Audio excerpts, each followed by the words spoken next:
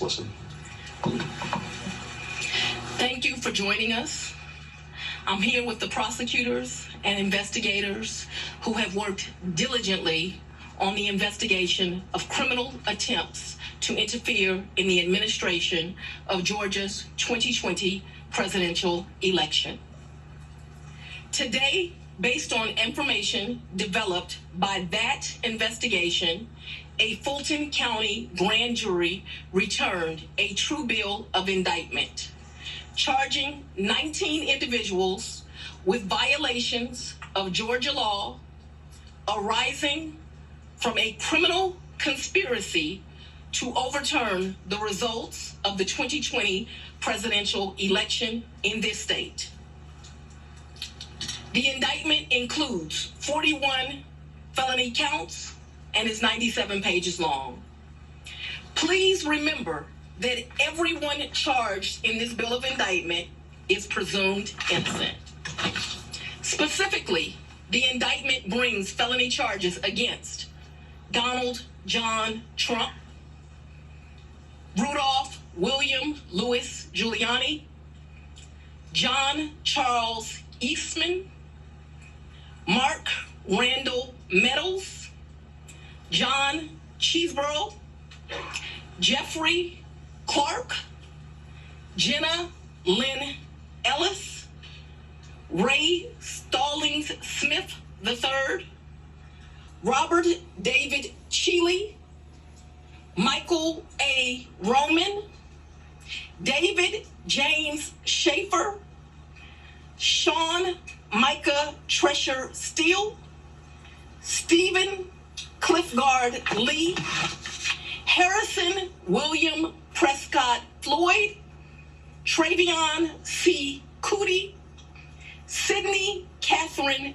Powell, Kathleen Austin Latham, Scott Graham Hall, and Misty Hampton, also known as Emily Misty Hayes. Every individual charged in the indictment is charged with one count of violating Georgia's Racketeer, Influenced, and Corrupt Organizations Act through participation in a criminal enterprise in Fulton County, Georgia, and elsewhere to accomplish the illegal goal of allowing Donald J. Trump to seize the presidential term of office beginning on January 20th, 21. Specifically, the participants in association took various actions in Georgia and elsewhere to block the counting of the votes of the presidential electors who were certified as the winners of Georgia's 2020 general election. As you examine the indictment, you will see acts that are identified as overt acts and those that are identified as predicate acts, sometimes called acts of racketeering activity. Overt acts are not necessarily crimes under Georgia law in isolation, but are alleged to be acts taken in furtherance of the conspiracy. Many occurred in Georgia, and some occurred in other jurisdictions and are included because the grand jury believes they were part of the illegal effort to overturn the results of Georgia's 2020 presidential election. The acts identified as predicate acts or acts of racketeering activity are crimes that are alleged to have been committed in furtherance of the criminal enterprise. Acts of racketeering activity are also charged as separate counts in the indictment against those who are alleged to have committed them. All elections in our nation are administered by these states, which are given the responsibility of ensuring a fair process and an accurate counting of the votes. That includes elections for presidential electors, Congress, state officials, and local offices. The state's role in this process is essential to the functioning of our democracy. Georgia, like every state, has laws that allow those who believe that results of an election are wrong, whether because of intentional wrongdoing or unintentional error, to challenge those results in our state courts.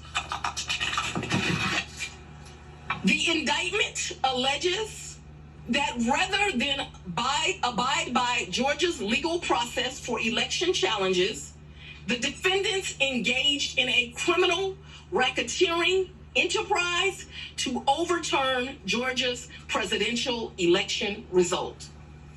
Subsequent to the indictment, as is the normal process in Georgia law, the grand jury issued arrest warrants for those who are charged.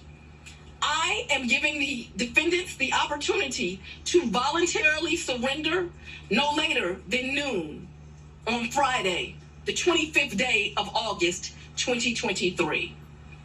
I remind everyone here that an indictment is only a series of allegations based on a grand jury's determination of probable cause to support the charges. It is now the duty of my office to prove these charges in the indictment beyond a reasonable doubt at trial. I would like to take a moment to thank the Superior Court Clerk, Shay Alexander, and her staff for staying late and making sure that this indictment was processed. I would also like to thank the men and women of Sheriff Labatt's office for keeping the courthouse open, but most importantly, for keeping us safe over the weeks and months that have led up to this indictment, and for what I know they will continue to do to keep us safe. We also want to thank the Atlanta Police Department and other law enforcement partners who have worked with the sheriff to keep us safe. I will now take a very limited number of questions prior to going to sleep. I'll go first. If you don't mind, Sabina Levin with Blood Law Wildlife. Quick question: can you clarify in Georgia the mandatory minimum when it comes to RICO charges, whether it's servable by probation or how that might play out? The RICO charges has time that you have to serve, so it's not a probated sentence. Madam District Attorney, what's the timetable for the trial? What is the timetable for the trial? As you know, in this jurisdiction, trials are set by the judges. And so it will be the judge that sets the date of the trial.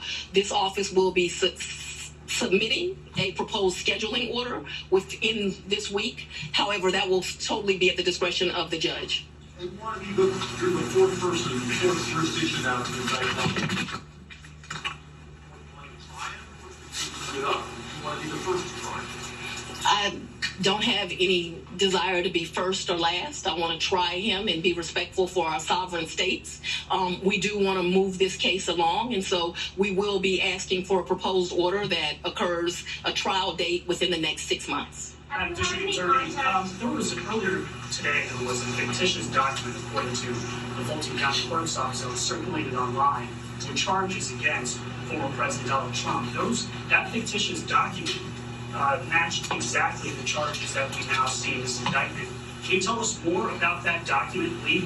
Because now you have the former president's lawyers who are saying this is emblematic of a serious problem with your office. No, I can't tell you anything about what you refer to. What I can tell you is that we had a grand jury here in Fulton County. They deliberated till almost 8 o'clock, if not right after 8 o'clock. An indictment was returned. It was true billed, and you now have an indictment. I am not an expert on clerks' duties or even administrative duties. I wouldn't know how to work that system, and so I'm not going to speculate. Next question. Have you had any contact with the special counsel about overlap between these cases, and do you intend to try all of these defendants together? Do I intend to try the 19 defendants in this indictment together? Yes. And have you had any contact with the special counsel about the overlap between this indictment and the federal indictment? I'm not going to discuss our investigation at this time. I'm going to take... What do you make of the arguments made by former President Trump that this is a political... I make decisions in this office based on the facts and the law. The law is completely nonpartisan. That's how decisions are made in every case. To date, this office has indicted, since I've been sitting as the district attorney, over 12,000 cases. This is the 11th RICO indictment.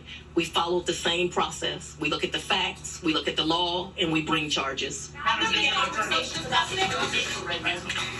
Would you try this case yourself? Has the jury been clear? Willis, the district attorney.